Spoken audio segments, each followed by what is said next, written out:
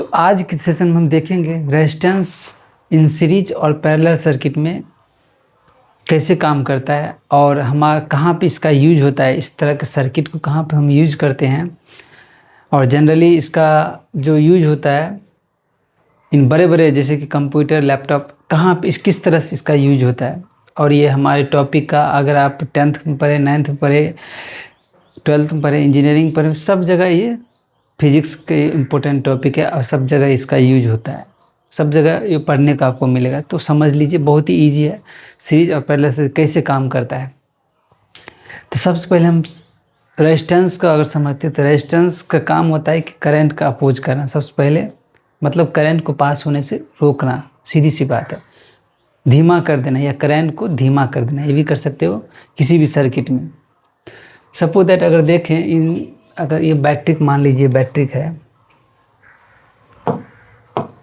ठीक है, ये बैटरी है। अगर इस बैटरी से हम मान लीजिए इसको, ये बल्ब लगा है, समझने के लिए मैं बल्ब लगा, नहीं तो जनरली हम ऐसे भी बना सकते थे। मान लीजिए बैटरी है जो हमको किताब में मिलता है ऐसे, ठीक है, ये R1 हो गया, ये R2 हो गया, ये R3 हो गया, ठीक है, 3 गो रेजिस्टेंस है। यहाँ पर हम 3 बल्ब कनेक्ट कर दिए समझने के लिए। मान लीजिए इसको R3, R2, R1, यही समझ लिए बल्ब है रेजिस्टेंस। बल्ब भी एक रेजिस्टेंस से होता है क्योंकि यहाँ पे करंट जो होता है रेजिस्ट होता है, यानी ये जो बल्ब है करंट को, सीधी सी बात है, यूज करेगा तो करंट यूज करेगा तो सीधी सी करंट यहाँ पे की स्पीड है धीमा हो जाएगा। तो बल्ब है, समझ गए, रेजिस्टेंस इन सीरीज में है। तो सीरीज में इस तरह का सर्किट अगर सीरीज में हो तो इसका कंडीशन है कि लीनियर पाथ होता है और वोल्टेज डिवाइड होता है। इस जगह पे जो होता है सीरीज सर्किट में, तो यहाँ पे वोल्टेज अलग हो जाएगा, यहाँ पे वोल्टेज अलग हो जाएगा, यहाँ पे वोल्टेज अलग हो जाएगा। ये डिपेंड पड़ता है उसके रेजिस्टेंस के ऊपर। अगर हम ये पूरे वोल्टेज का सम अगर बोलें तो इक्विवेलेंट वोल्टेज होगा voltage V1 plus voltage V2 plus V3, ये तीनों वोल्टेज का सम होगा, यही इसका इक्विवेलेंट वोल्टेज होगा। और करंट सेम ही रहता है, आपको पता होना चाहिए। तो यहाँ से आप एक चीज़ याद कर लेना, अगर हम अगर फार्मूला देखो ओम्स लॉ के हिसाब से V=IR, ठीक है, इक्विवेलेंट रेजिस्टेंस। यहाँ से अगर देखें तो सब भी और करंट जो होता है इन सब में, करंट जो है सब में बराबर पास होगा।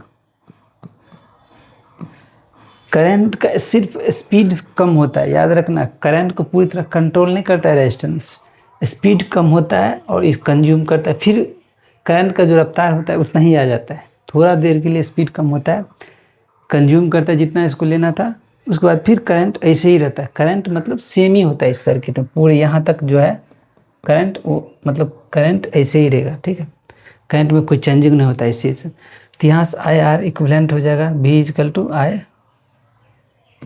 Resistance R1 plus current same है resistance R2 plus R3 current. यहाँ से I कोमा लेंगे तो इक्विवेलेंट रेजिस्टेंस निकल जाएगा, I कट जाएगा, I equivalent resistance R1 plus R2 plus 3, ये हम निकल जाएगा। यहाँ इक्विवेलेंट रेजिस्टेंस इस तीनों बल्ब का निकल जाएगा, कितना कितना रेजिस्टेंस है।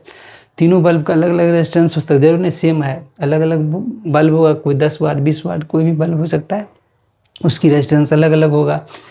तो यहाँ से इक्विवेलेंट रेजिस्टेंस हम इक्विवेलेंट रेजिस्टेंस के थ्रू हम निकाल सकते हैं रजिस्टर। और सीधी सी सिंपल फार्मूला ये भी लगा सकते हैं, अगर दिया हो वोल्टेज, सपोज दैट इसमें से 2 नहीं दिया हो, ये दिया हो करंट दिया हो, तो इसे हम कैलकुलेट करते हैं। इसका समझिए ये कहाँ पे यूज किया था, यानी कि इसको कम यूज किया, जनरली इसको डेकोरेशन में यूज किया जाता है या कोई फेस्टिवल त्यौहार में सजाने के लिए यूज किया जाता है। और इस पर कम निर्भर लोग होते हैं, क्योंकि अगर एक भी बल्ब फ्यूज हो गया तो पूरे सर्किट डैमेज हो जाते हैं, मतलब पूरे सर्किट काम का नहीं होता, इसीलिए इसको लोग कम यूज करते हैं। और इसको हॉलीडे, फेस्टिवल या डेकोरेशन, दीपावली, पर्व त्यौहार में इसको यूज करते हैं, बुकचुक जो बोलते हैं सीरीज सर्किट में। एक भी बल्ब फ्यूज पूरे सर्किट डैमेज। दूसरी बात है, यहाँ पे अगर पैरेलल सर्किट की बात करें तो ये पैरेलल सर्किट है। इसमें देखिए यहाँ पे मान लेते हैं रेजिस्टेंस R1, R2, R3, ये 3 रेजिस्टेंस है, 3 बल्ब का 3 रेजिस्टेंस हो सकता है अलग अलग। ये मान लीजिए वोल्टेज, और इसमें ये देख लीजिए, इसमें जो होगा ना, मान लीजिए इसका वोल्टेज V1, इसका वोल्टेज V2 प्लस इसका वोल्टेज V3, ये पैरेलल में है।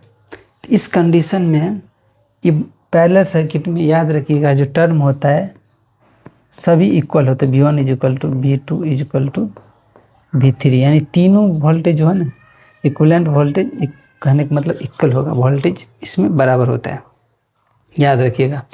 तो रिसीव सर्किट इसमें करंट डिवाइड हो जाता है, इसका करंट अलग हो जाएगा, current I1 plus I2 plus I3, इसमें करंट बदल जाता है, याद रखिएगा। तो यहाँ से वोल्टेज बराबर है, अब करंट अलग अलग है, तो आप यहाँ से इक्विवेलेंट रेजिस्टेंस निकालने के लिए इस सर्किट को पहले समझिए, इस सर्किट की यूज कहाँ पे किया जाता है। अगर इसमें इक्विवेलेंट, मान लीजिए इसमें से किसी का रेजिस्टेंस नहीं दिया है तो इसको कैसे निकालिएगा, या फिर वोल्टेज नहीं दिया है या फिर करंट दिया है, इसमें से कोई भी एक वैल्यू नहीं दिया है। ये सर्किट का बेनिफिट यही है कि एक मान लीजिए बल्ब फ्यूज हो गया तो भी ये दूसरा बल्ब जलता रहेगा, और ये बल्ब फ्यूज हुआ मतलब तीनों बल्ब फ्यूज, सीरीज सर्किट में तीनों बल्ब फ्यूज, इसमें ये बल्ब जलता रहेगा। ये दोनों एक बल्ब फ्यूज होने से दोनों जलता रहेगा, इसका यही एडवांटेज है। यहाँ से आप एक चीज़ जान लीजिए, यहाँ पे इक्विवेलेंट रेजिस्टेंस निकालने के लिए टर्म होता है आपको current I1 plus I2 plus I3, ठीक है। यहाँ पे ये देखिए current is equal to voltage बटा resistance is equal to volt by resistance R1 plus resistance volt equal है resistance R2 plus volt equal है वोल्टेज प्लस रेजिस्टेंस R3। यहाँ से वोल्टेज कोमा लेके वोल्टेज कट जाएगा, ठीक है। तो 1/R equivalent resistance is equal to 1/R1 plus 1/R2 plus 1/R3। आप इक्विवेलेंट रेजिस्टेंस इस तरह से आप निकाल सकते हैं इसका। ये सर्किट जो होता है मल्टीपल पाथ वे होता है, यानी कि सर्किट को बहुत पाथ बना सकते हैं। वोल्टेज कांस्टेंट होता है यहाँ पे पैरेलल सर्किट, यानी कि हमारे घर में जो यूज होता है इस तरह का ही सर्किट यूज करते हैं, और इस तरह का आप सर्किट बना के मान लीजिए एक बल्ब फ्यूज हो गया, दूसरा इससे कनेक्ट करें, कितना हज़ारों बल्ब जोड़ सकते हैं। यहाँ पे करंट डिवाइड हो जाता है और ये मोर रिलायबल होता है, क्योंकि अगर एक बल्ब फ्यूज होगा तो 2 बल्ब जलता रहेगा, 2 बल्ब फ्यूज होगा तो भी तीसरा बल्ब जलता रहेगा, मतलब इसका ज़्यादा यूज करते हैं और ज़्यादा इस पर लोग रिलायबल होता है। ये रेजिडेंशियल वायरिंग है जो हम लोग के घर में जिसका यूज ज़्यादा हो जाता है, याद रखिएगा इस सर्किट का। तो उम्मीद है कि आपको समझ में आ गया होगा। चलिए इसको थोड़ा समझते हैं। सेम ही है, ये सीरीज सर्किट है, इसमें बल्ब 3 लगा दिया गया है। मान लीजिए बैटरी है या कुछ भी है, या AC सप्लाई भी यहाँ कर सकते हैं, हम अपने 240 वोल्ट भी लगा सकते हैं इस बल्ब को जोड़ने के लिए, और ये सीरीज में है, ठीक है। और तीनों का रेजिस्टेंस अलग अलग है। तो एक बल्ब भी अगर फ्यूज हुआ तो तीनों बल्ब फ्यूज हो जाएगा, इसका डिसएडवांटेज यही है।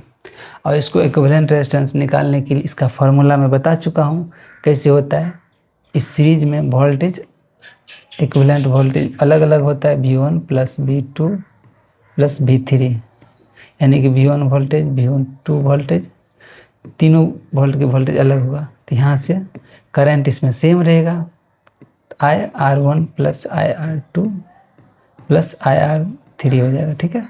यहाँ इक्विवेलेंट वोल्टेज IR इक्विवेलेंट, यहाँ से I को कट जाएगा तो R equivalent is equal to R1 plus R2 plus R3, यहाँ से निकल गया ये फार्मूला। इसीलिए सर्किट ज़्यादा यूज किया जाता है घर में। और इसको देखिए वही बात है यहाँ पे भी, किसको हम पैरेलल में जोड़ देते हैं, पैरेलल सर्किट को इस तरह अरेंज करते हैं। जनरली हम जो देखते हैं किताब में ऐसे लिखा रहता है, या ऐसे भी कर सकते हैं, यहाँ से 2 दे दीजिए, ऐसे लगा दीजिए, ठीक है। और यहाँ पे पावर सप्लाई जोड़ दीजिए, AC DC कुछ भी जोड़ दीजिए, resistance R1 R2 plus R2, या इसी को हम ऐसे भी लिख सकते हैं। ये हो गया, ये हो गया, यहाँ से इसे तारे था यार, तार को जिधर तार ये हो, ये वायर है, समझ ले। इसको ये दे रेजिस्टेंस R1 R2, मतलब बल्ब 1 बल्ब 2। वैसे ही सर्किट ये, जैसे सर्किट इसी तरह सर्किट ये भी है। बहुत ही सिंपल है समझने के लिए। यहाँ बल्ब जोड़ो, यहाँ बल्ब जोड़ो, यहाँ बल्ब जोड़ो, यहाँ बल्ब, कोई फर्क नहीं पड़ता है। इसमें से एक बल्ब भी अगर फ्यूज हुआ, फ्यूज हो गया, मान लीजिए फ्यूज है या बर्न हो गया, तो दूसरा बल्ब जलता रहेगा। कहने का मतलब इस पे ये जो है ये जलता रहेगा, ये ग्रीन टिक में रहेगा, ठीक है। ये जल होने के बाद भी, तो याद रखिएगा इस तरह का सर्किट है। तो उम्मीद है कि आपको ये समझ में आ गया होगा। नेक्स्ट स्लाइड में मिलेंगे, तब तक के लिए जय हिंद दोस्तों।